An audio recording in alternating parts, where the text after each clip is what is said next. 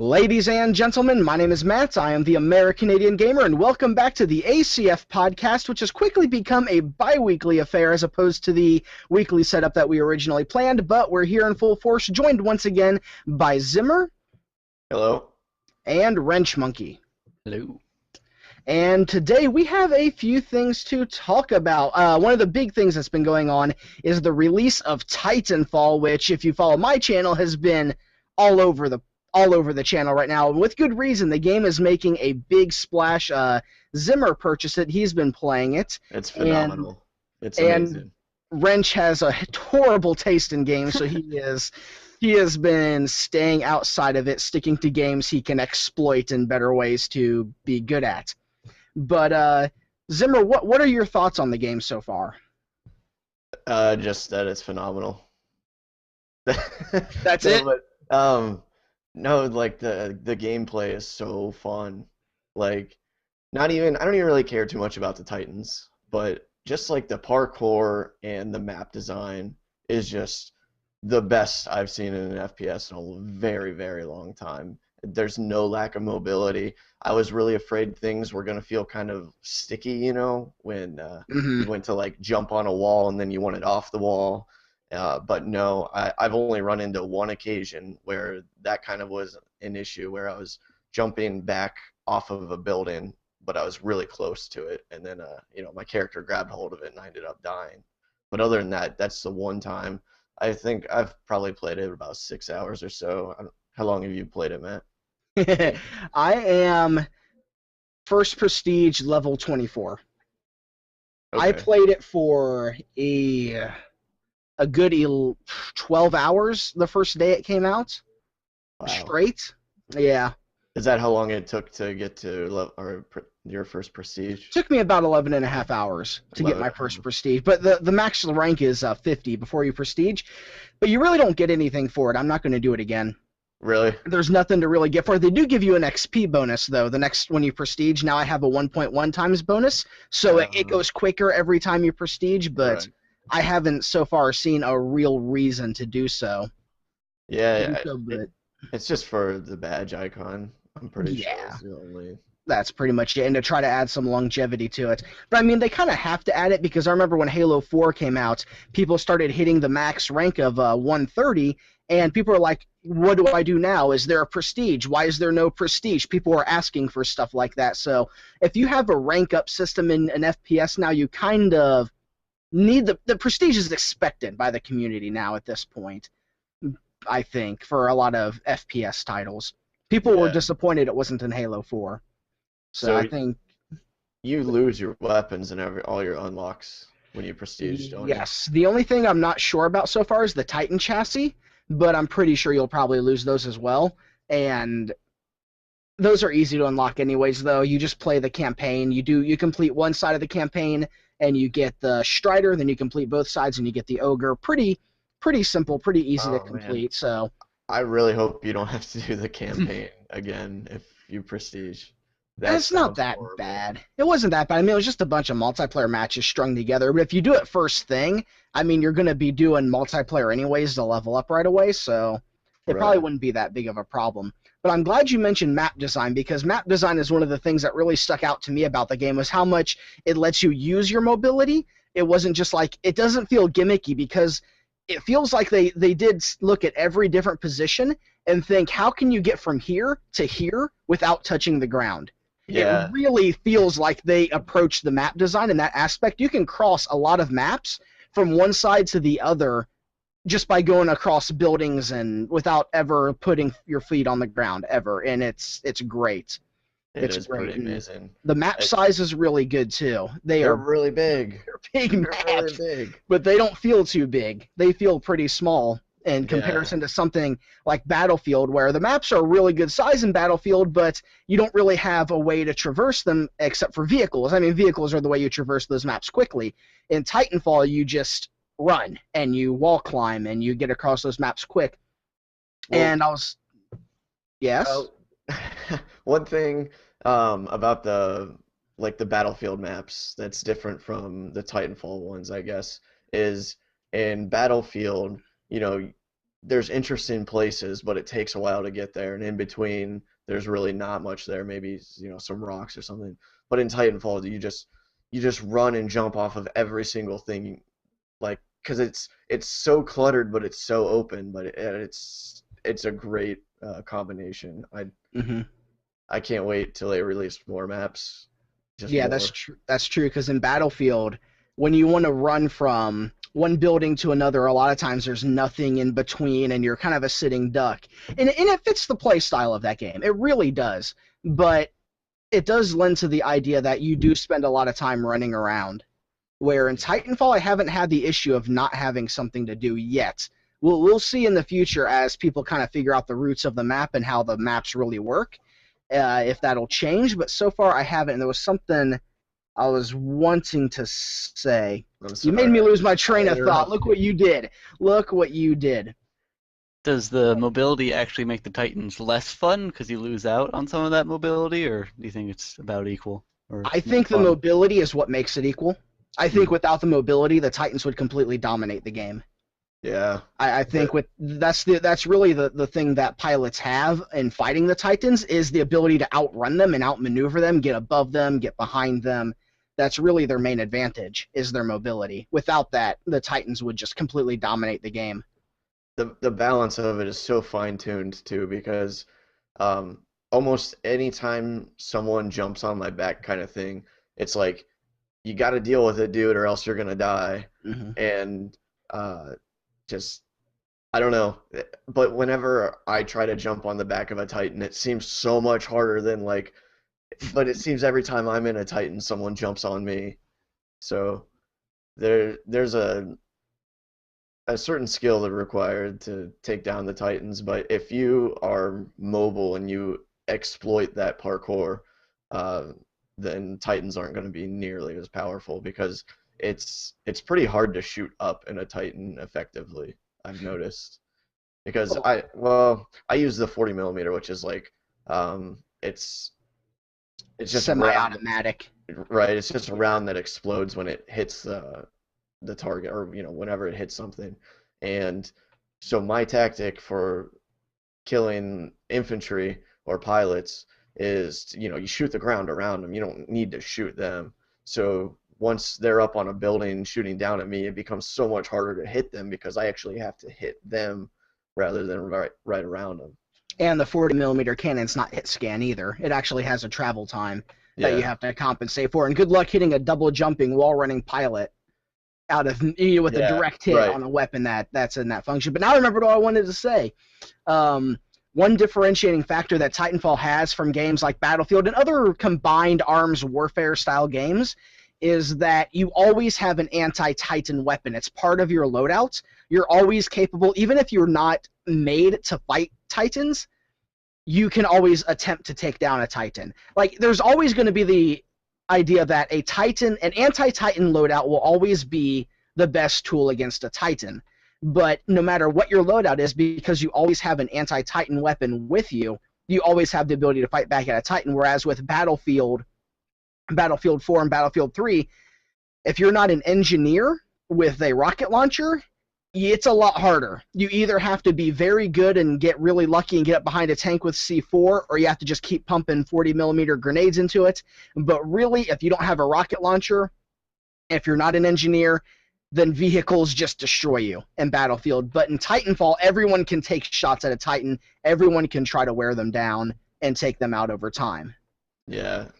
There is a lot of nice little balancing factors. And what you're talking about with rodeoing Titans, that is really, I think, the one thing that is the main balancing factor, is the ability to rodeo the Titans. I think without that, because that's where the mobility gives you the advantage, not just being able to get above the Titans, but you can jump on the Titans. I think that's really where the key balancing factor comes in, because a pilot can easily get out of a Titan and shoot somebody off of their Titan. They can pop electric smoke, but if you hop on a Titan while it's preoccupied with another Titan, then you're going to drop it there. That's the best time to do it, and that really shows that it can be a team effort to take down a Titan. If you have two people coordinating, one in a Titan and the other going around rodeoing Titans that he's fighting, you can take out a whole team of Titans really easily. Yeah, and there's always, it seems like there's so long between when you get your Titans, but there's always some sort of Titan battle going on, which is Mhm. really cool too. And even though, what is it, 6 versus 6? Yeah.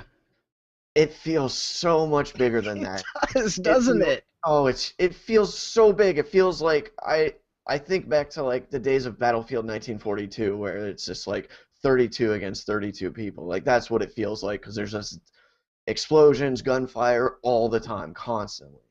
And then the implementation of the grunts and the specters was a really nice addition, I felt. It kind of added a little bit from the MOBA scene where you can farm these AI to get Yeah. points depending on the game mode, or to reduce the build time for your Titan so you can get your Titan a little bit quicker. And I think it added a nice little, it helped scale the gameplay in for different, or helped tier the gameplay for players of different skill levels, to where somebody who's maybe not as good as at fighting pilots or is just having an off day, can't really do anything, can go around, put on a suppressor, put on a stealth kit, kill grunts, kill specters, and really help his team out in that side of everything, and not really focus on fighting the other players and let his team worry about the Titans, and then he can farm points in other ways to help his team score.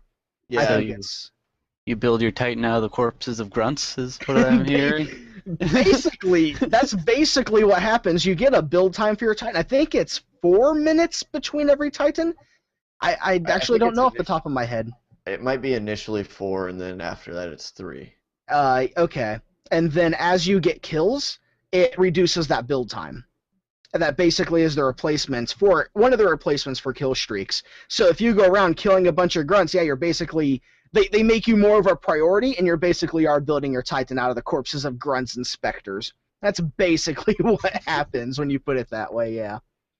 I'm glad you brought up though that they kind of took, or not, they didn't take skill out of the game, but they added a new way in for people who aren't as good at FPS, traditional FPS, and they gave them something to do because that's what I feel like they really did that with the smart pistol too, because the smart pistol you don't really have to aim really, you just let it lock on and then you shoot, and it takes a long time to lock on to players rather than grunts and specters, but there's that too.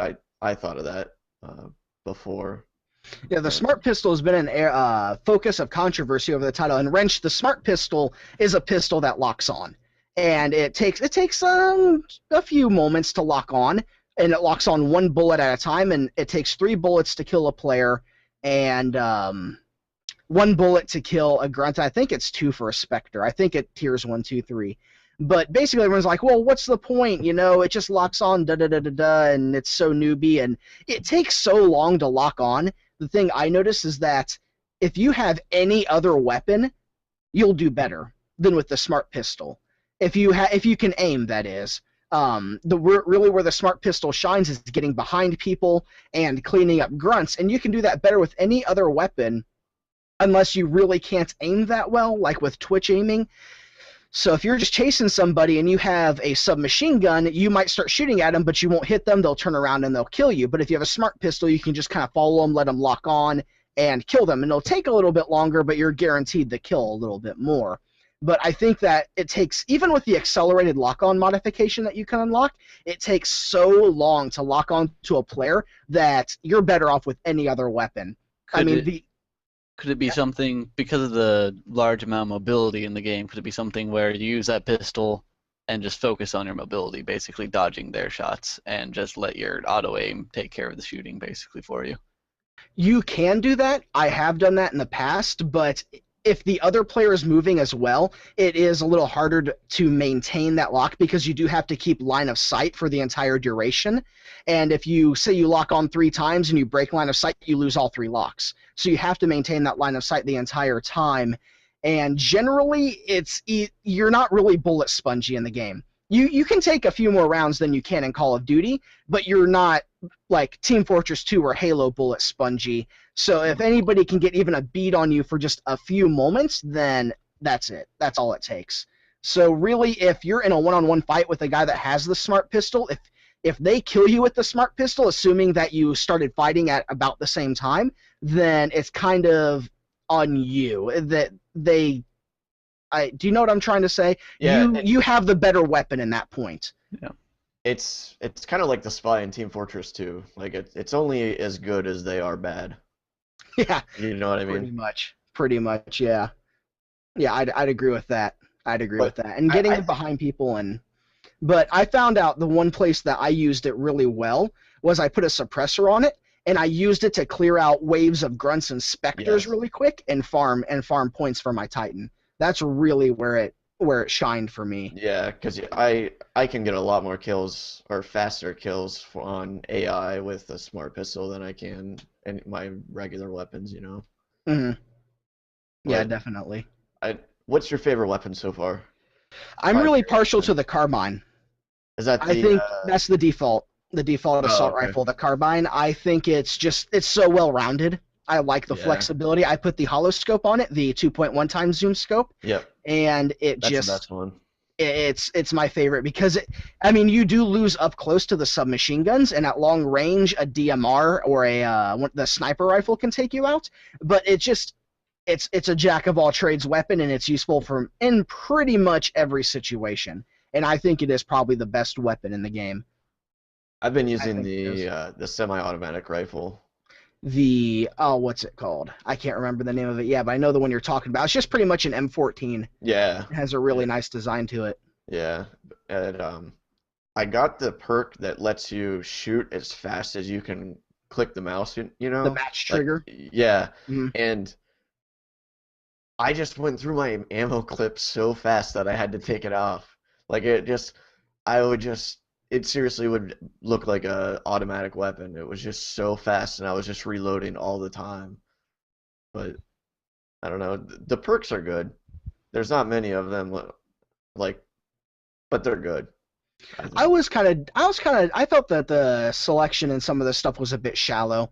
I felt that I felt for a pure multiplayer title, especially from the guys that made COD 4, there probably would have been a little bit more meat to that. But I'm glad at least every perk is useful in some way. Granted, some a lot more than others, but every perk at least has a little bit of use to it. Yeah. Definitely. What Titan perks do you use? For my Titan, I usually rock nuclear ejection because there's just no reason not to use it. I mean, it's so overpowered, and it's just I wouldn't say overpowered, but it's definitely really powerful, and it's a really Yeah. good thing to have.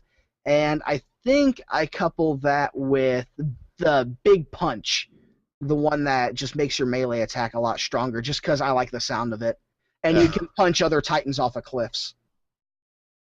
So Really? Huh. yeah.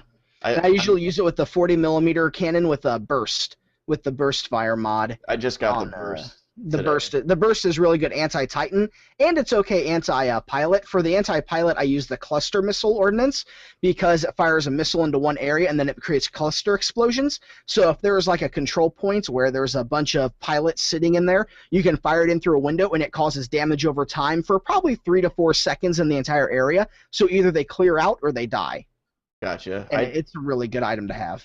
I just got both of those perks today, actually, the cluster and the burst fire. But I never even thought about using the cluster on pilots or other infantry. It's kind of made. It's made for Yeah, pilots. I It's noticed that because if you want to go for Titans, you want to use either the lock on or the rocket salvo yeah, to use on them. I was using the lock on, which I really liked. What I was really liking to use was the phase wall. It creates a energy wall that you can shoot through, but they cannot shoot through. Right. And I used that with the triple threat grenade launcher, which is a 3-barrel grenade launcher that fires 3 grenades simultaneously, and it just tears Titans to pieces. I It's a encountered really that good today. setup. It's a really good Yeah, setup. it was nasty. Poor Wrench, you're just kind of sitting there, just just Yeah, waiting for a Titanfall. topic. Yeah, you should have bought it. You should have gotten in on it. But I You really like should. my bullet sponge. But And you know, the thing is, I didn't think I was gonna like Titanfall at all. no, Like, I wasn't sure about it. Like, I thought the AI thing was kind of weird. I didn't know how they were gonna pull it off, and then, I thought the movement was gonna be sticky, and I thought it was just gonna be like basically Call of Duty, but with like giant robots. and it proved me wrong because I love the game. Like That was the sentiment for a large majority of players until the game released. yeah, And Titanfall really grabbed me right from the beginning, right from that first E3 trailer, because one of my hobbies is I like to design games, not make them, but like actually just like design them, like think of the systems and other things. And when I designed my ideal kind of first-person shooter, it was almost exactly like Titanfall. The movement, the double jumping, the wall running, the lethal like Call of Duty style weapons and loadouts and everything, and it was almost exactly like what Titanfall is, but Titanfall also brought in the Titans, and they actually made the game something that's beyond my skills, and that's really why I latched onto it so early, is because it was like myself in the future had gone back in time to make this game. It was like that. It really felt like that, and I was hooked right from the beginning for it. Right from the beginning, and I'm so happy the game got made. I'm so happy because mobility is something I missed in shooters. It's one of the reasons I played Quake so much. The ability to rocket jump halfway across a map and then rain fire down beneath you as you do it is something I missed, and now you can do that once again. Not really in the same way, but it feels a little more natural. The movement felt really smooth and natural. I was really happy with how they did it. You didn't have to really worry about any kind of button presses for contextual, like wall runs or jumping off the walls like you did kind of in Unreal Tournament 2004. You just kind of looked at the wall and you did it. And that was really it. Whereas with like UTO4 to kind of do a long jump, you had to kind of double tap your strafe key off of the wall to jump one way. And yeah. I mean, that worked. That worked back then. But they really smoothed everything out, and they made it feel so natural. And it just, I could go on and on about this game, and I have before on multiple occasions. So I want to bring up in one of your videos, I think it was the beta video you did. Did okay, you do a beta video? yeah. Okay. Yeah. You said that it made you feel, what words did you use? It's made you feel like really excited, like you haven't felt in a long time about playing the game. Yes. And I just wanted to say, like, I got that same feeling, that same exact thing you were talking about. Like, it just made me, like, giddy, you know? Yeah, back in the days when you didn't look up stuff about a game online, you just heard about it and you're like, I want that, and then you just wait until the opportunity to get it. You know, I guess the best example I can think for that is Metroid Prime. This is back before I really used the internet at all. We may not even have had internet back then when Metroid Prime was going to come out, but I saw it in my Nintendo Power magazine. I was like, I want this, I want this, I want this, and I got it on Christmas, and because I never looked anything up, I didn't read interviews, I didn't learn about the game's systems, I didn't learn anything controversial about it. I was just excited to play it, and I was so happy when I put the game in the GameCube and booted it up, and I have great memories of that game, and Titanfall brought that feeling back of a game that I could just genuinely enjoy with almost a childlike glee to it that it's a game that makes me happy is really what it is. It's a refreshing injection into the FPS genre. It really kind of really brought the genre back up a bit from what it is. The sounds, they're so good. Just I'm in the process of moving, and so my fiance is at the new place and I'm at the old place, and like pretty much the only thing here is like this, my computer, my desk, and then my bed.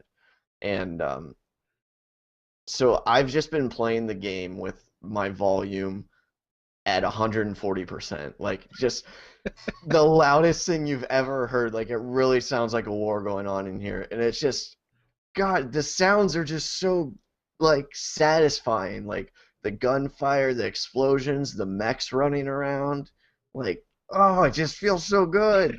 I just love this game.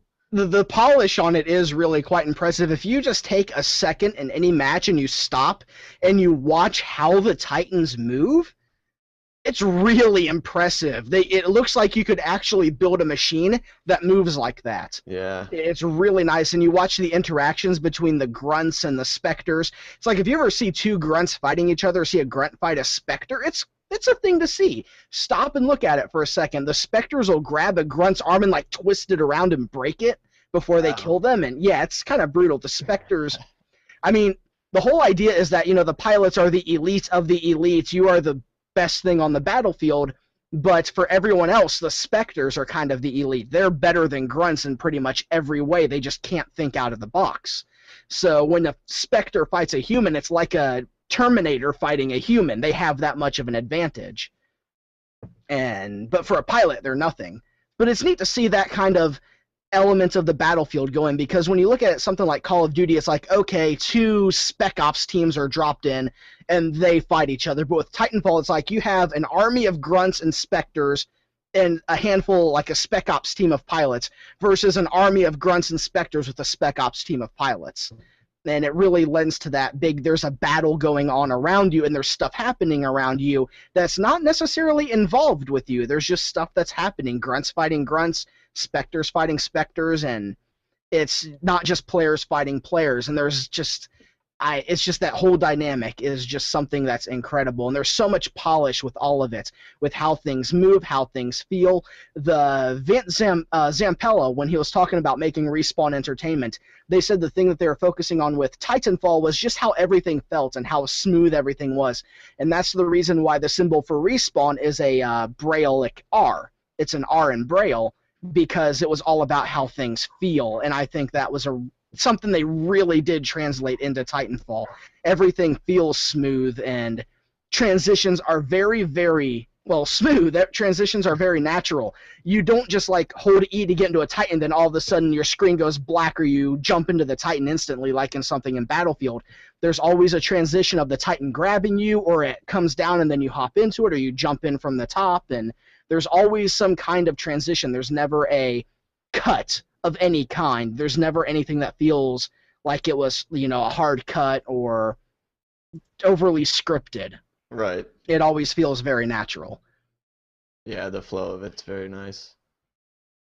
It's such a good game. Wrench, why don't you have it? Why don't you have it, Wrench? Yeah, Wrench, if you... Because, we have another friend that got it, and then another one, and then with Zimmer, I mean, there's 4 of us. If you get it and then we get one more, we have a 6-man pre-made. We can just go in and stomp everything. We don't have to worry about it. We don't have to try.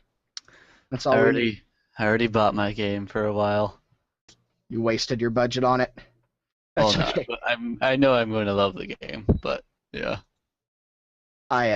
That's okay. My gaming budget went to Titanfall, and there were lots of games I was kind of looking at, but my gaming budget did go to Titanfall.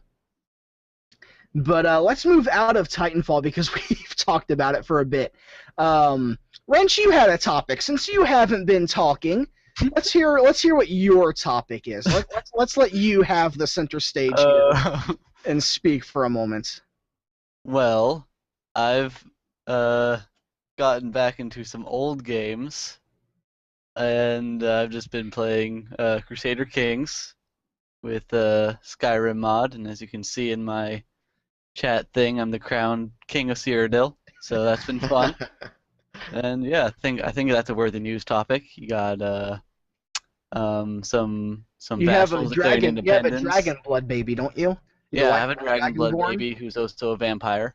So I'm starting to spread my vampirism throughout my vassals and try and cement my rule through a vampiric aristocracy. So that'll be fun. See how that goes. What game is this? Crusader Kings 2 with the Elder Kings mod, which makes it so it takes place in Tamriel. What era does it begin in for Tamriel? It begins in the second era, I believe. Third era is when Tiber Septim unifies the world, so it's just before then. Before then, so the second era. Okay. Is that like a turn-based game? It's real time. Okay. It's I think it's probably one of the most fun RTSs in the world if you're into it, and it's also very unique because while most RTS games kind of focuses on units, wars, and land, this one focuses on people. Like, it's all about who's in your court, who they're marrying, and their children, and then their claims, and it takes a long time to actually get wars started. You need to fabricate a claim or inherit a claim from one of your vassals, or just it's a very interesting game, and everyone has their own motives and ambitions, and they're all kind of competing with each other. But yeah, it's a fun game. Cool. I googled it. It kind of looks like I should do that. Civilization. Just from this one screen cap, I'm judging the entire game. It looks a little bit like Civilization. Yeah, it's more like Europa, but they're made by the same company. But yeah, I don't know. Crusader Kings 2 to Elder Kings. Let's look at this. But what's interesting about it is the company that made it, even though it's a pretty old game, it still puts out DLC for it. Like, it had one pretty recently where it allows you to play as the Indian nations in the base. So in the base game, you play as medieval Europe. They just expanded it to India, but with this mod, allows you to play as Tamriel. That came out in 2012, early 2012. So it's been out for 2 years now. And they're still releasing DLC for it? Really? Yep. Huh. And that's a really good support for the game. Yeah. Another. So they also have. So I forget when the game ends. Like it ends in 1418 or no, that's when it starts. It ends in like 1618. Anyways. So you have 200 years. Yeah, about 200 years. But what's interesting is there's a DLC that allows you to convert your save into a Europa save, which basically starts right as Crusader Kings ends. So you can then take all the history that you've accumulated while playing Crusader Kings 2 and translate it into Europa, which simulates the Age of Exploration and like the burgeoning nation states and stuff like that. So which Europa? Europa 4. Europa Universalis 4? Yep. That's really interesting. Yeah. It lets you... I mean, it's not like a sequel like Dragon, like, Mass Effect to Mass Effect 2 or 3. This is two different games, same, company, and they look similar. And they have some similar game stuff, but they're very different games. What's the difference between Crusader Kings and Europa Universalis? I'm not an RTS guy. Yeah. Crusader Kings focuses on the people, your king, and your court, and it's all about that. Europa focuses more on nation states. Your actual character matters less than your country, and yeah. While in Crusader Kings 2, your country can continue on, but if your king dies, it's over. Like you play as that character, and you play as their heir. So you can get kicked out of office, and someone else might take the throne, and you continue on as a vassal of them, or your entire line could be destroyed, and then you're out of the game. Huh. That's really interesting. So is this something you do really regularly? You start a Crusader Kings game and get through it and then port that to Europa? Do you do that often? I've done that once, and it didn't really end up so well because I gained so much power in my Crusader Kings 2 game. I started as a single province and ended up owning all of Scandinavia and the Holy Roman Empire. And I just had so much money that when I started up the Europa, it wasn't even fun because I basically already won. It didn't scale for the challenge. Yeah. Okay. I didn't scale the challenge. Okay, hey, here, let's segue. Going from challenge. Yes. Something I wanted to talk about with the release of Dark Souls 2. There's been a lot of talk, once again, from a bunch of not just elitists, but some other people about how much challenge should influence a game and how much challenge should define a game. And that's kind of been a talking point with the Souls series, kind of being that big, what's the word I'm looking for? Just the kind of pinnacle of challenge in the games, I guess, right now, or at least that's where it's being viewed as the pinnacle of challenging games.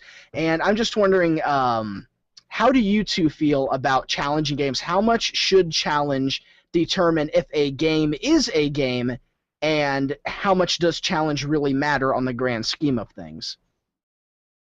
It's definitely important, but like I haven't read too much about the Dark Souls series, so let's just clarify: are people like wanting the game because it's just hard? Like, is that the selling point of the game? That's the selling point of the game, is its difficulty. Pretty much near masochistic levels of difficulty. It is it's a pretty difficult game. Yeah, Yeah. that's not something I'm attracted to, I guess. Like, I want difficulty. Like, I want to be able to be, afterwards be, happy that I was able to beat it and that it was hard and it was, but to the point where, that's the defining feature of that game is because it's so hard. That's the only reason to get it. Like, I have more fun games to play than to subject myself to torture, I guess.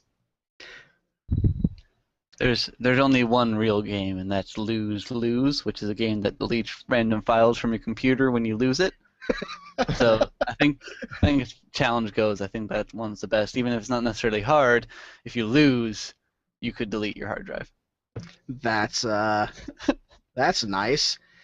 But the thing that really gets me about this is that there's a lot of people that are now saying that, like, you need to have a lot of challenge in a game. A challenge defines a game, and if you don't play games with a certain challenge level, then you're not really a gamer. And we get back to that kind of argument of what is a gamer and what does it mean to be a gamer, and that kind of, I guess now it's becoming an age-old argument of what does that mean.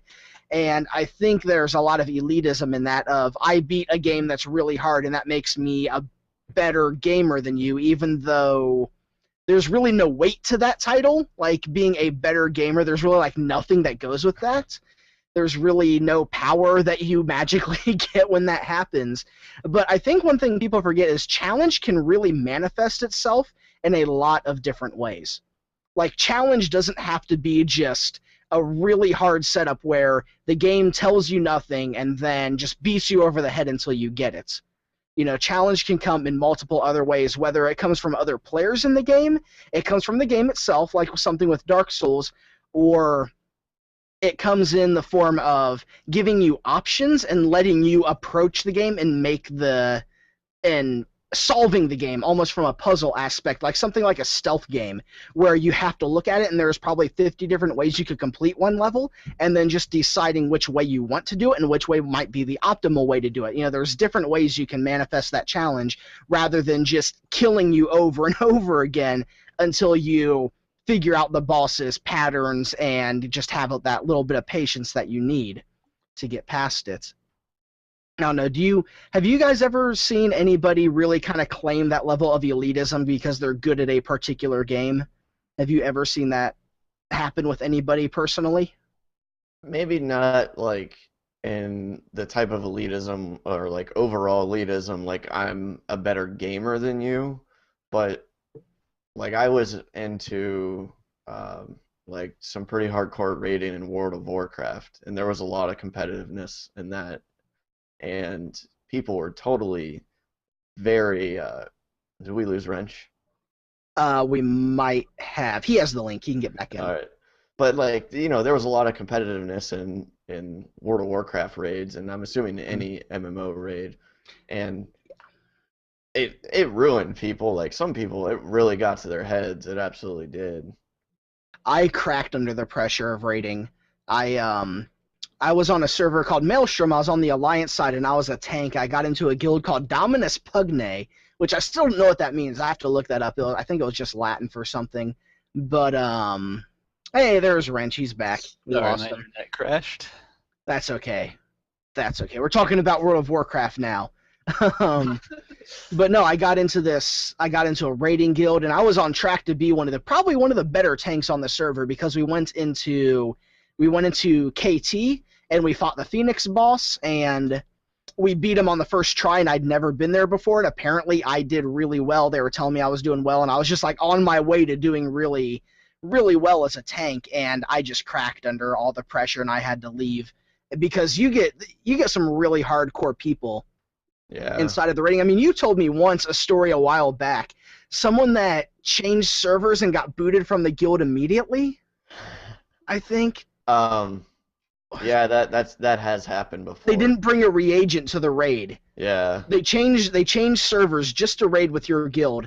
They didn't bring a reagent to the raid, and they got booted immediately. It was like their first raid with the guild. They had just transferred servers. Yeah. And I'm just thinking, how do you get to that level of a raider, like a raid leader, and a guild leader. How do you get to that point where you're able to just boot somebody out who just spent money to come raid with you because they forgot to get a reagent? Okay, boo-hoo, that 5 seconds for them to go get it. It's weird because it was on a server that it wasn't like a great server by any means, but there were two guilds that were competing to kill. At the time, it was Illidan, so it was at the end of Burning Crusade, and we were in Black Temple. Well, it wasn't the end of Burning Crusade because Sunwell, but at the time it was the end of Burning Crusade. Right.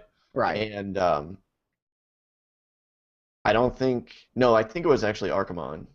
So in Hyjal, Okay. nobody had killed Archimonde yet, the last boss in Mount Hyjal, and we were trying to get some attempts in, and we kept wiping on trash, and you have to clear the trash every time you die. And it just took so long, and I don't know why, but this one guy who transferred over, he was in the raid the same night I was, first night. He didn't have, I forget what region it was.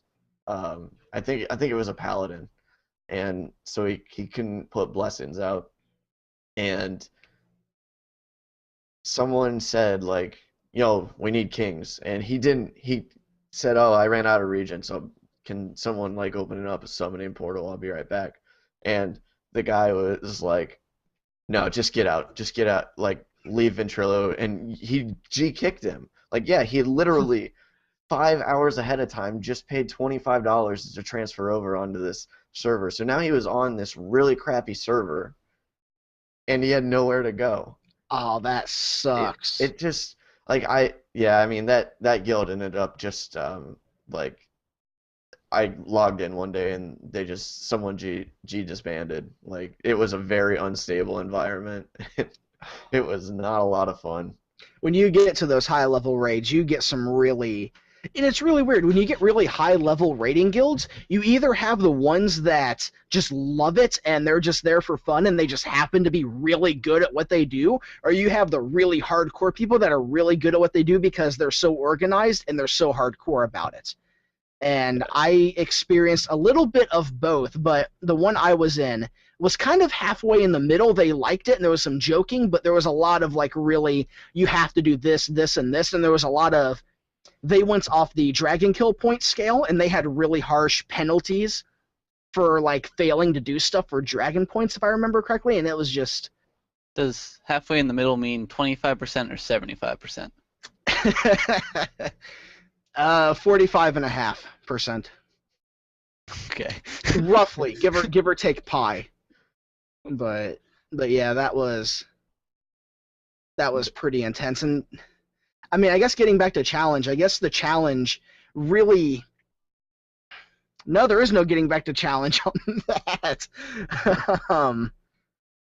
But okay, no, getting back to challenge, that's another way challenge can manifest itself, is the environment that you're in, because there are multiple factors that can factor into how challenging a game can be, and the human element changes so much when you get into a game, and I think it's more than overcoming enemies in a competitive game. Actually climbing the ladder in a cooperative game, I think, is a very, very challenging prospect, especially in an MMO where you have to climb tiers of gear, and you have to really pretty much make a name for yourself among the guild, and really dedicate yourself and raid a lot of times a week and really work hard for that position. That's a very challenging prospect that takes a lot of dedication and can't really be beaten the same way that a single-player game can be beaten. You could almost say that WoW has more, depending on your point of view, you could say that World of Warcraft raiding has more challenge than almost any other game out there. Yeah. You could say that. Well, you definitely could, because look at the harder content. There's only a handful of guilds that clear a lot of it. So, that's out of the entire player base, you only have, 150 people that have seen that boss die. Mm-hmm. So yeah, Warcraft could be, or MMOs in general, could be a pinnacle of that. Do you think we just kick the hornet's nest a little? World of Warcraft is more challenging than Dark Souls 2. Yeah, I'm sure some people are going to get upset over it, but that's okay. No, it's totally arguable though, because how if you dedicate enough time and you could beat Dark Souls. I mean I don't know the game game style, but if you it's single player, right? It's single player, and the bosses have very specific patterns, and you have to kind of learn the patterns of the bosses and how to dodge and everything. I haven't played the game really. I've watched gameplay of it, and I've kind of researched it a bit, but a lot of it is patience and just learning how a boss fight goes and then just approaching it in that way. Okay, so here's my view on that. Just purely judging the game from what you just told me is that is the same thing with how you learn the boss fights in World of Warcraft, except add into that you have to make a social network to scale your way up to get to those depths. Mm-hmm. You know what I mean? Like Yeah. they pretty much have similar difficulty where it's just repetition and just being vigilant and doing what is needed when you need to do it. But there's also a social aspect that makes raiding hard, I guess. Yeah, because you not only have to kind of get with a good, like getting with a good guild is really hard. Starting a guild that you want to take into the raiding aspect is it's really, really hard if you want to make a really high-end raiding guild to build it up to that point. And then getting 15 to 20 to 25 people to coordinate and do their jobs effectively and manage that is another very difficult thing to do. Yeah. Because some people want to just do kind of their thing, and then you have to figure out how to keep everyone appeased by dividing the loot in very proper ways. I mean, games have kind of fixed that now by everybody getting their own loot, but when you have a set amount of loot, you really kind of have to define in a very fair way who gets what loot at what time. And a lot of times the drop can define that. Like if a tank shield drops and you only have one tank that's using a shield in your raid, then he is going to be getting it. But there might be other reasons why someone else might get that. Maybe the main tank is DPSing that night, and he really needs it because he's part of your core raiding group that's pushing the final boss, There's a lot of different ways you have to kind of manage that. And that's a very challenging, that's almost a full-time job. Being a raid leader for a guild, or being a guild leader and a raid leader, is a very time-consuming proposition. Yeah. And it takes a lot of dedication. Well, there we go.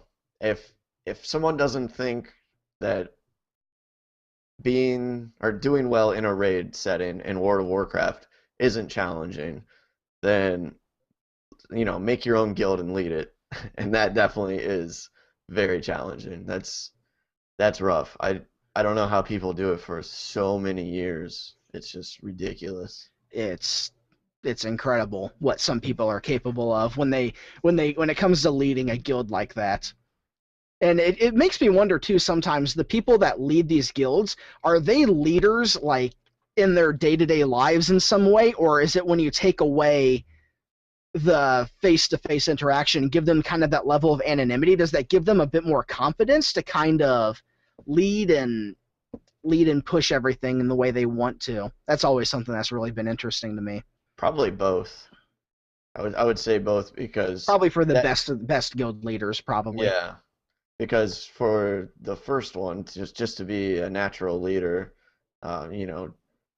sitting behind a desk and you still have to talk to 25 different people at the same time, and that's not really something that comes with just being shy face to face. That won't go away just because of that. So it's a natural ability to lead. One thing I have been thinking about with MMOs, because I mean we're seeing more MMOs come out, and it was just the idea of boss fight and challenge with the boss fight, and how they kind of tried to, because you have people that are a lot better at raiding than some people, but it's the idea that as a developer of a game, you don't want to lock away content from some people, because you want people to experience what you created. And that's how WoW started, like the hard mode raids and the normal. So the normals most people can get through and they can see end game content and experience it. And then they have the hard mode stuff for the people that can kind of say, look, we're doing hard mode, we're the better people, we're the best of the best. And I just thought of a nice a while ago. I actually I don't have the video up anymore. I talked about this. A way to kind of hit a halfway point between the two, where you only have to have one raid, to where it comes down not if you beat the boss, but how well you beat the boss determines how much loot you actually get from them. So if you think of a boss like Sartharion had a fire mechanic in World of Warcraft, a fire would sweep across the map occasionally. Let's say you get through that entire fight without anybody getting hit by that fire, then you get an additional piece of loot because you beat that specific mechanic. Or if you beat a boss without a single person going down. You know, those kind of different things that you can interlace that challenge a bit more into a boss fight. Yeah. And it just all comes back to the idea that challenge can come in many, many different ways. It can come from the other people, from the game itself, or how the player chooses to approach a game. Like, you can say one game is challenging in one way, but what happens when you take a game and you go for a certain achievement that requires very specific parameters to complete that makes the game exceptionally challenging? What happens when you make a hardcore character in like Diablo 3 and you want to run that character through everything and get it to max level in Diablo 3, you know, a hardcore character, what does that take? And like, let's say you set up things of, I'm not going to give him any loot from other characters, I'm not going to do anything else. And I guess just this idea of elitism with challenge in games really, it kind of irks me, because it kind of creates another separation, another invisible separation that people like to create. You already have people that just define other gamers by what genres they play, what type of games they play. Are they casual? Are they hardcore? Are they real gamers? Are they not real gamers? Now it's like, are they people that play games like Dark Souls, or are they not people that play games like Dark Souls? And that's kind of becoming the line of casual and hardcore gamer is, do they play Dark Souls or not? And I don't like that. I don't like having those distinctions among the gaming community at all. I don't like having any of those anywhere. It's interesting because it kind of reminds me of, like, I don't consider anyone that only plays like mobile games to be a gamer, you know? Okay. Does that kind of fall in the same kind of category you're talking about? Like creating that imaginary separation Yeah. thing? Yeah. Okay. Yeah, kind of. Yeah, it does. It does fall into that, but I lost my train of thought again. Segue. All right. Facebook advertisements. Let's talk about that. Oh, actually, we can roll this into two things. It can be a double. Advertisements showing up in places now. One of the things is Facebook is going to start rolling. They've already started rolling out advertisements in the news feed, where you see all the updates that people talk about what they're having for dinner or how their workout went. They will now have video ads that will play there. And if we want to roll this into gaming as well, Battlefield 4 has started putting in advertisements in game. What? Yep, and loading screens. People have been it was all over Reddit. People were showing screenshots. They were getting in the loading screens for Battlefield 4 advertisements for the Need for Speed movie. Wow. Yep, in a $60 game. Even the people that bought premium were getting it. Like a game where the $60 game on top of, let's say if you're on a console, the subscription fee to play online. And then if you're premium, the subscription fee for premium, and then an advertisement. You know, and it's the idea with that too is, I mean, there are advertisements in Team Fortress 2, and while they're annoying, those advertisements are on there. They pay for, like, because having a server can be expensive, and people put that there because it pays for the server. But when you're playing on a console, your subscription already pays for the servers that you're playing on, like your Xbox Live and PS Plus, PlayStation Plus. They pay for the servers already at that point. So, Right. What do you think of like in-game advertisements in a game that's not free to play? Let's leave free to play, because free to play is a whole different ball game. Let's talk about just like premium or purchased games. What do you think about advertisements in the games? Well, you don't buy a game to look at advertisements. Like, that's not why you would get a game. So it's That sums it up right there. That really does. I don't know. What were you gonna say, Wrench? Yeah, especially if they artificially, like, I mean, if it's during a load screen, whatever. I mean, I personally don't care. I get why other people definitely would. And especially then if those advertisements somehow decrease the purchasing price of the game. But if those ads make their way intrusively into the content or just slow down the game in any ways, it's like, yeah.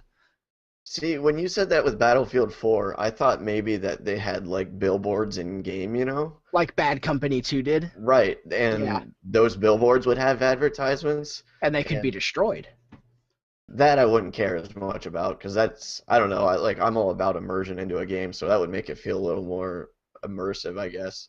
But like just blatant, like, here's an ad before you play a game. Like, it's just silly because like then there could be some theorizing that, well, what if they're making your load times longer so that you can look at this ad longer, you know? And it's just it doesn't belong. If you pay money for a game, you shouldn't be subject to those kinds of things. What I think would be hilarious is if you had some sort of arena-based shooter, and then you had like, when you kill someone, like a kill card flashes up, but you could have like Pepsi or whatever give you 50 cents a kill, and like your flash thing is like, you know, drink Pepsi, and it like whenever you kill someone, it flashes in their face. For like have Pepsi sponsor you as an online player so that every time you kill someone it says drink Pepsi, and this won't happen next time.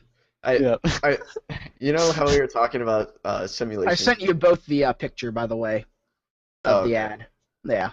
There needs to be an advertisement simulation game now, where like that happens, where like the game is just being exposed to advertisements.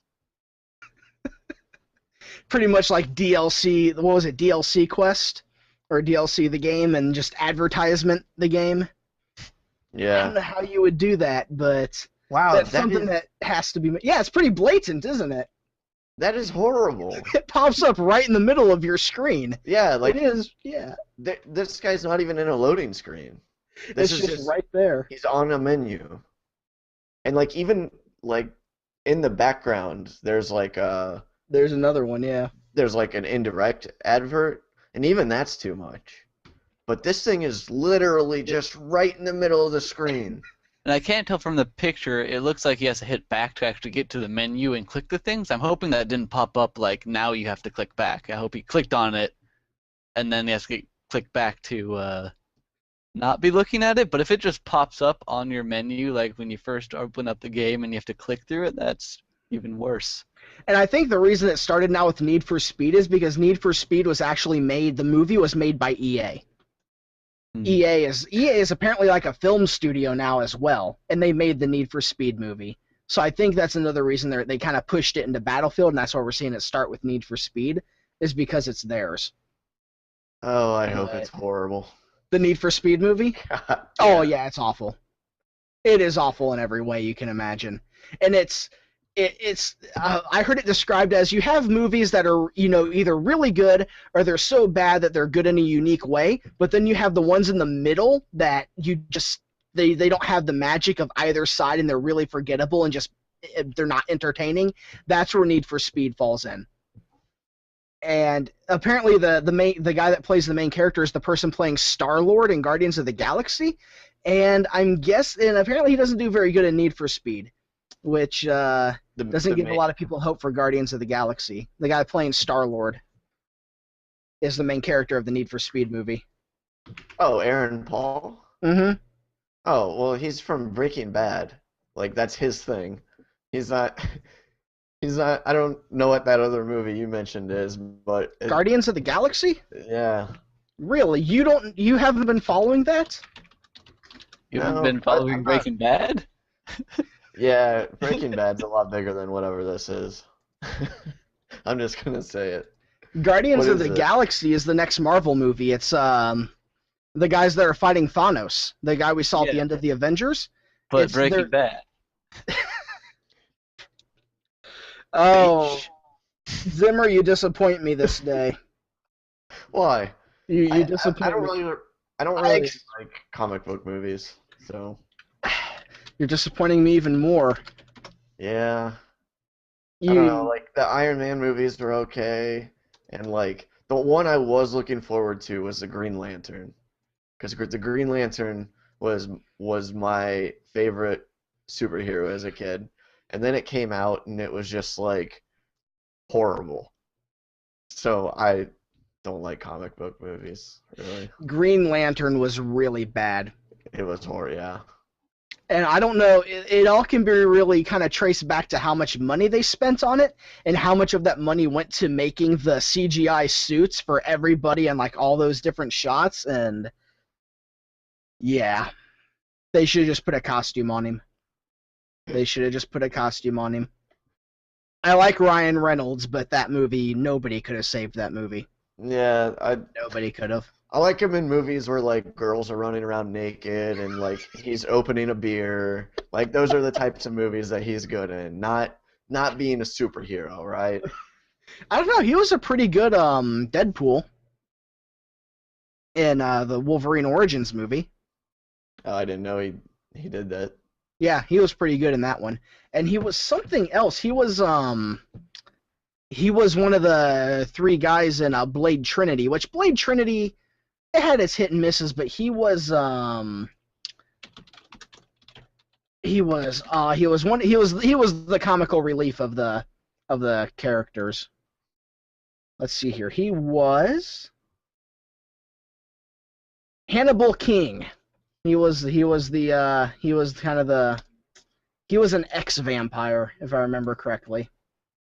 Gotcha. I don't know the Blade comics, so I wouldn't know. But he did pretty good in that role. I felt he was pretty natural in that role.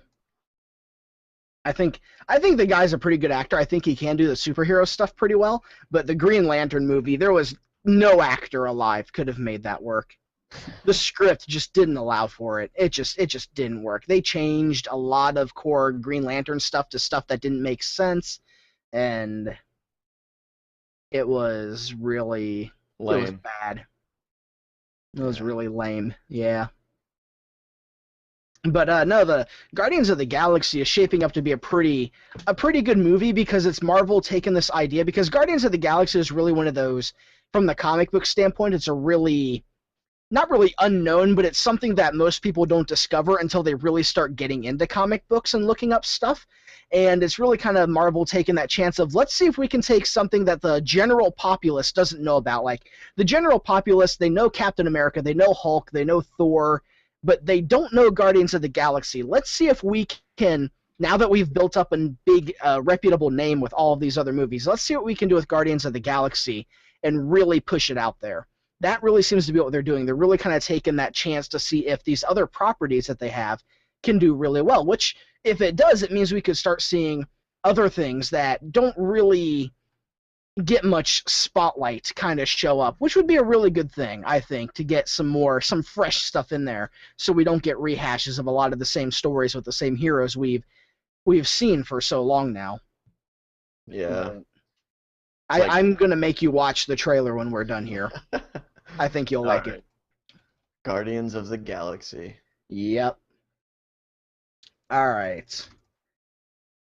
And I guess the last thing I wanted to bring up was Time Warner Cable.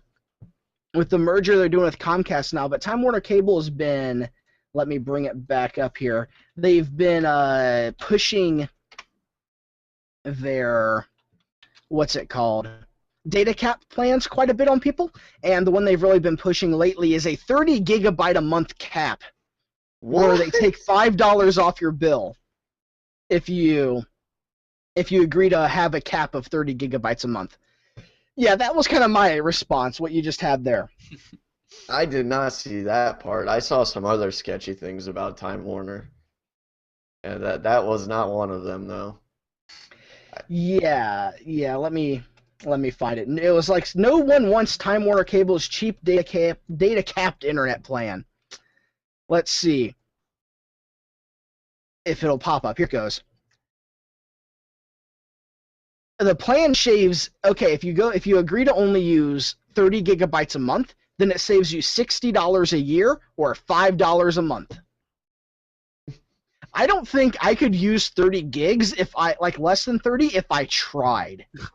I mean, Even if you with quit the internet. even with basic usage, I feel like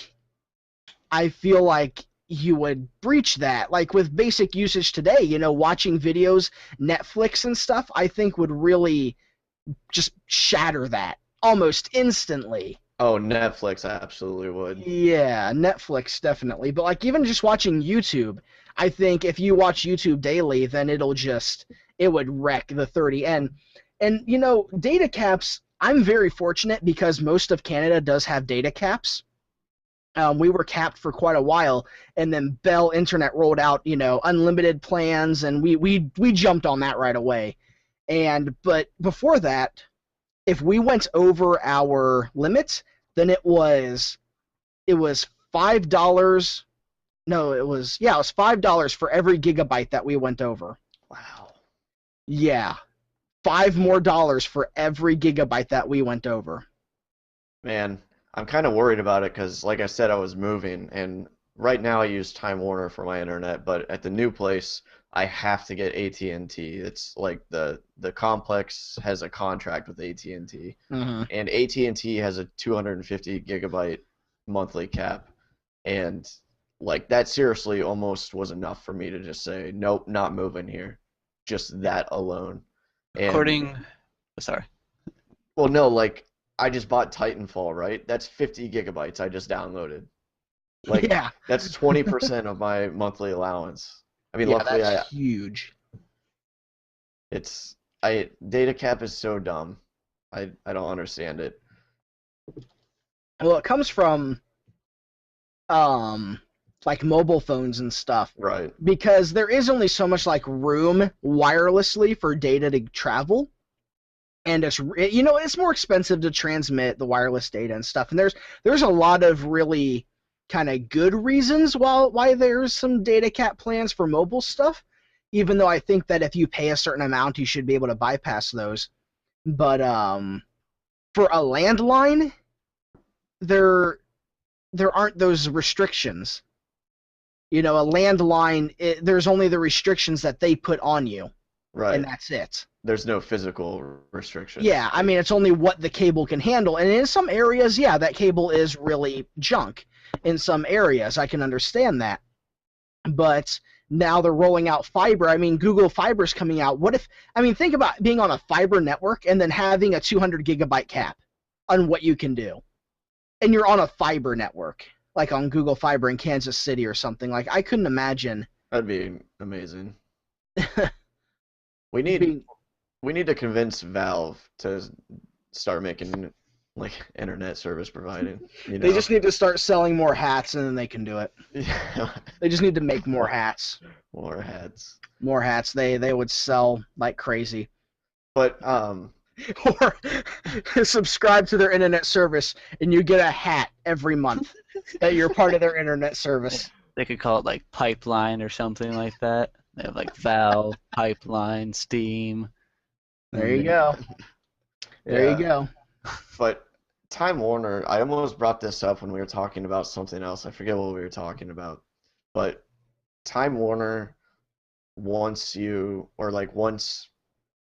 people who use more bandwidth to pay more. And there was something about where if you had faster speeds, if you utilize that speed, they want you to pay more, even though you're already paying more. For a faster speed. Right. Yeah. And it's just it really sucks that Comcast and Time Warner merged because I don't think they have merged yet, have they? Well, they were bought out, so they're the same company. I think there's something that might hold the actual merger back. Oh, okay. I think there's something about. I think it's being reviewed, some kind of monopoly. Yeah, probably. Thing. And the first thing I get when I looked it up is Glenn Beck is wary of it. Okay, I don't need to read that. Yes, you do. I need to read it. It's Glenn Beck. But Yeah, I don't know. I don't like the idea of a data cap and charging someone for utilizing a speed they already pay for. Yeah. That that's horrible. That is absolutely horrendous. I think about how much I use here. Like for the longest time, I could not upload in 720p because of the data cap. Like I couldn't. I could, but I would only be able to upload. I think it was one video every 3 days at no more than 10 minutes long, at 720p, to be able to stay under the data cap with what we did. And like Yeah. like with unlimited, I'm uploading really frequently now at like 1080p, and it's no problem. But just the whole idea of data caps and making, I don't see why they can't just say pay us this much and you get unlimited. That's just such a consumer friendly option. I think a lot of this stuff stems from the idea that internet isn't treated the same from a government standpoint as water, electric, and everything else. It's not seen as a necessity in life yet, even though it really is this day and age. Yeah. The internet's pretty much just as important as water and phone and everything else. Not as important as water.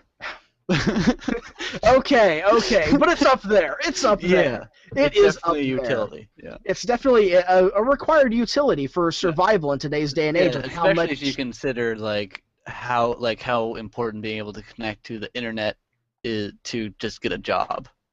yeah. Wrench and I had a mutual friend. Well, Wrench may not have been around then. A while back, he was looking for jobs, and a lot of them he could only apply for them online. Yep.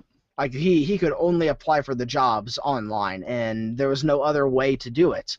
And it's like that with a lot of companies now. You can only apply for jobs online, and that's the way it is. Like with anything with like immigration into Canada, a lot of their stuff is online. Like it's not only online, but that's the easiest and main way to get it. And if you're outside of the country, you have to get documents mailed to you and other things when, otherwise it's just go online and print stuff off. That's one of the reasons why I get so frustrated when people are angry at homeless people who have smartphones. Like a smartphone is like your only possible way into a job, like the job market, and nowadays, like you need to have the internet to be. You need some type of PDA device or something that can do that. Yeah, you really do. But on our last topic, I'm looking at like these cell phone companies' data estimators, and they're just so wrong. Like they What do you don't mean? like.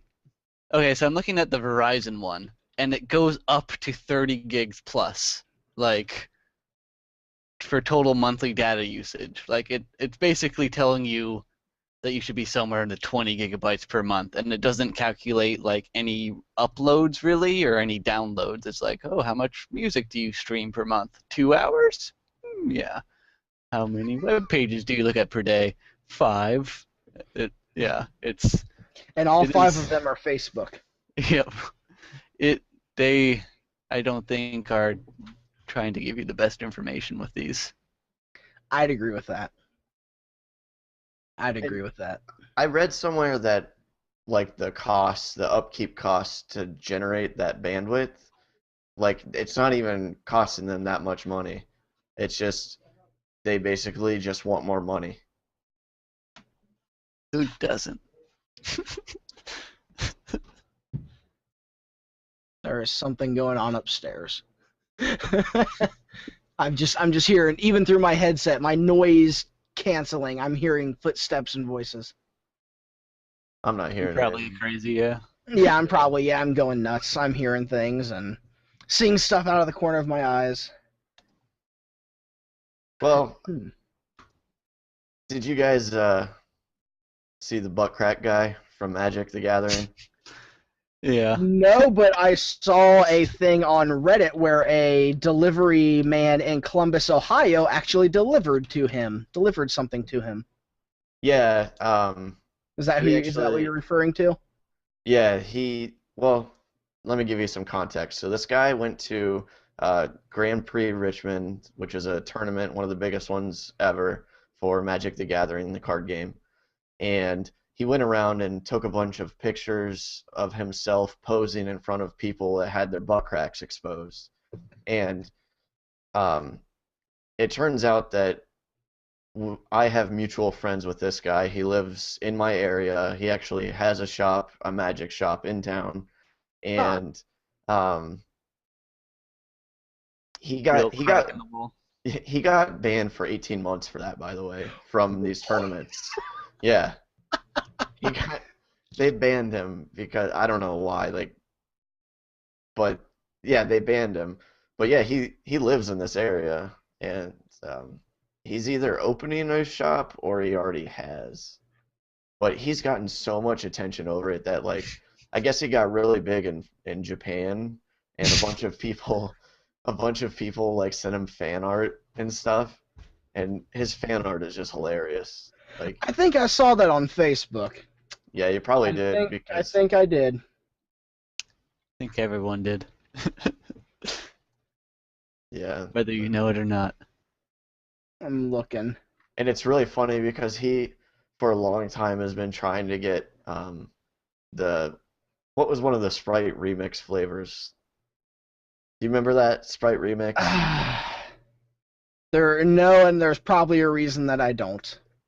Well, no, like they were actually really good, but like one thing he's been like wanting for a long time and really rooting for was like the return of Sprite remix. That And was all the different berry flavors of yeah, Sprite, wasn't it? Yeah. well, it was just one flavor, but it was like a berry Hmm. flavored Sprite kind of thing.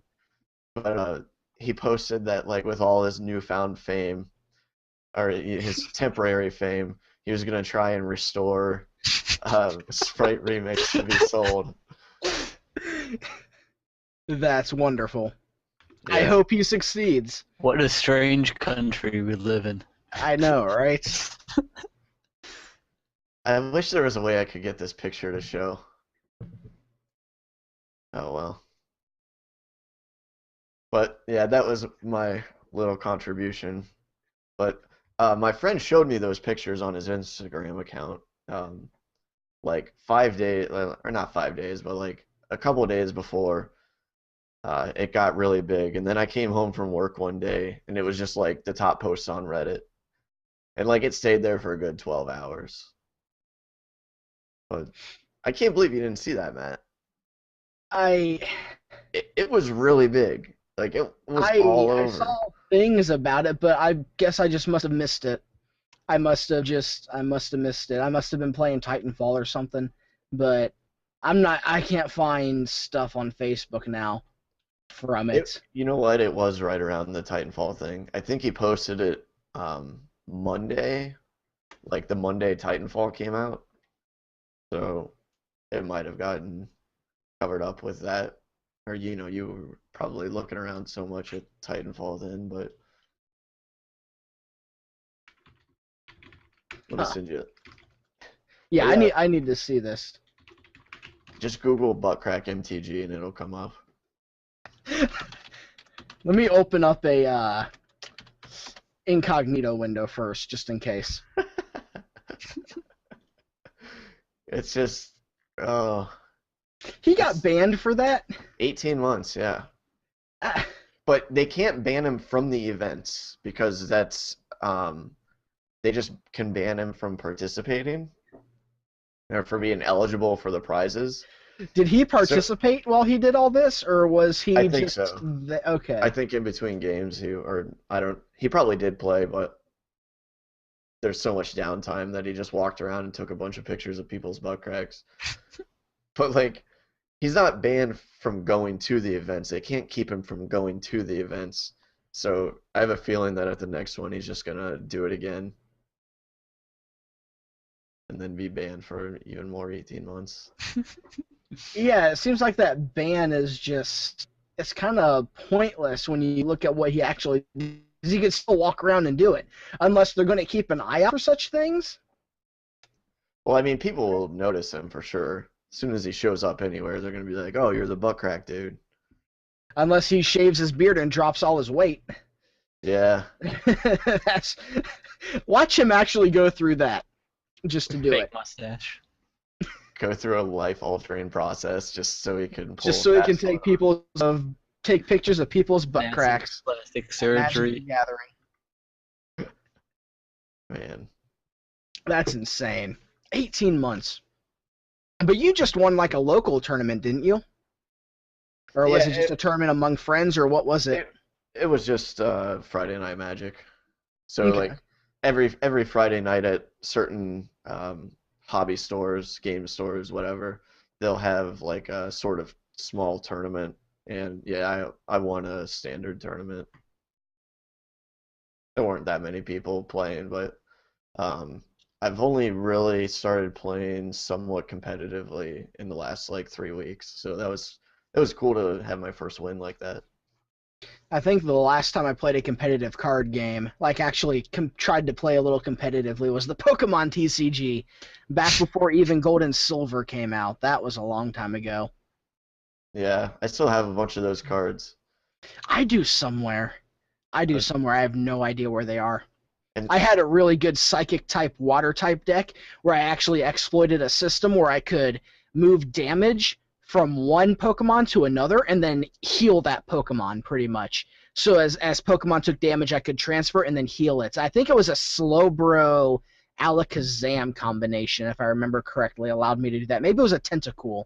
But it was a Water Psychic deck that was just so overpowered in so many ways, but back then you didn't really have a way to compete in that very often.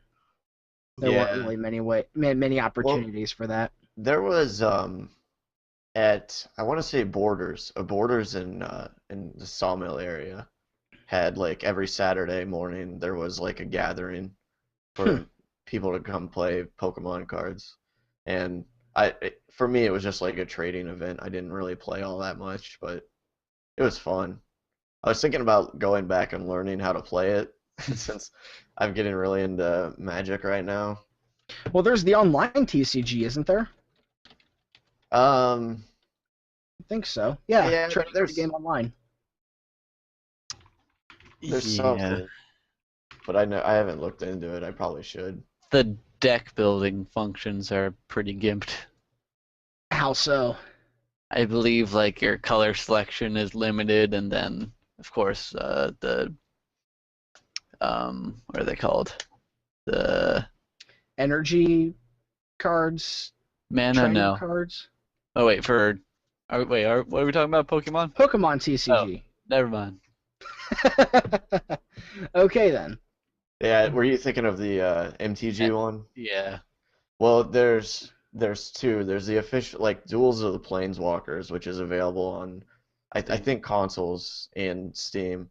And yeah, that one you don't really have a whole lot of flexibility, and it's just for casual players mostly. But there is some other online MTG thing, um, but I never really looked into it, so I really don't know all about it. But I see streams of people playing it all the time. I might look into this Pokemon TCG and look into playing that. That looks pretty interesting. Yeah, let me know if it's any good. Yeah, I will. I I will. I would actually that's probably I don't know. I might just go play Titanfall when we're done. Yeah, that I'm probably gonna go back to what I was doing in Skyrim because the Elder Scrolls Online beta was happening this weekend, and I tried playing it again, and it just made me want to play Skyrim. Yeah. So I played Skyrim, and playing Skyrim wants me to play Oblivion because Oblivion has a better, I think, more flexible class system. Kind of, you can do more with it because there's like more spells and stuff. But I can't find my disc 1. I can't find it anywhere. You should For get Oblivion. Elder Kings and play with me and maybe Lopez. RTS and me, we Yeah. don't get along. We don't get along. The last RTS I played, I don't even think was actually an RTS. It was Chaos Island Jurassic Park, I believe. And you played the characters from the movie, from the second Jurassic Park, and you went around getting dinosaur eggs and hatching dinosaurs and using them to do your like fighting. And it Sounds was like like Zoo Neopets. Tycoon, wasn't it? no, it wasn't. It was actually there were missions, and you were fighting Engine throughout everything. Huh. Yeah, but I mean, I don't know if it could be an RTS. I mean, it had like the whole fog of war thing and exploration going on, but you didn't really build an army. It was more like you built a small team. It was interesting. And once you started hatching Tyrannosaurus Rexes, it was over. T-Rex just gave you everything. You would hatch a T-Rex, and like you would upgrade your base. Like you would start out with like a little nest, like a cardboard straw nest to hatch your egg, and it would take a while. But then you could upgrade to an incubator that would hatch them in like a fourth of the time, and you could grow tyrannosaurs and triceratops and a lot of different dinosaur breeds. And yeah, each mission had a goal, and you had to go around the map collecting resources with the humans. Only the humans could collect resources, and there were just like supply drops that had come in, and they like would grab a yellow box and carry it around with a really stiff animation until they got back to their base. And it was sorry to throw you off track. I was thinking of Jurassic Park Operation Genesis. Did you ever play that? No. It was basically like Zoo Tycoon, but Jurassic Park. And like dinosaurs would get out, and you'd have to like shoot them in a helicopter. It was cool. I remember when I was in college, one of our teachers, he actually had a Jurassic Park kind of park building game on his laptop. And he had been working on a park and building it up. And when he walked away, he went to go do something. One of the students got on his laptop and took away all the fences for all the dinosaurs. And just let he walked back, he removed all the fences, came back. And before the teacher came back, we could hear the screams of all the AI that were being attacked by the dinosaurs. I think that's the game I'm talking about. It might be. It might be, because we were hearing the screams of people getting eaten and killed, and yeah, he wasn't happy about that, but yep, that's the way it goes. Oh man. But I think it's about time we need to start wrapping this up, because we've gone about down three or four different tangents at this point. I think we should go ahead and call it a day. Zimmer, you've had some more Beerdcasts go up. I noticed you had one go up yesterday. Yeah, we just recorded our 5th episode last night, so you can check that out at youtube.com/thebeerdcast, I believe. Yeah. The URL, Beerdcast. Yeah. The URL is underneath me. You want to check it out. It's just 4 of my other friends, and basically we just talk and drink. And it's actually, I have a lot of fun with it. I think it's pretty entertaining, so check it out. And Wrench, do you have any more not safe for work activities going on over the next couple of weeks? Not this week, but in my name thing, I have a link to my podcast. It's pretty awesome. You should all go. Okay, what is that?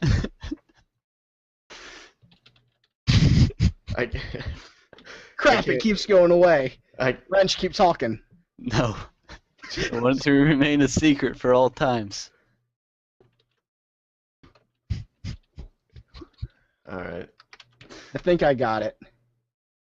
This video is unavailable. Sorry about that. Maybe you didn't get it. Maybe I didn't get it.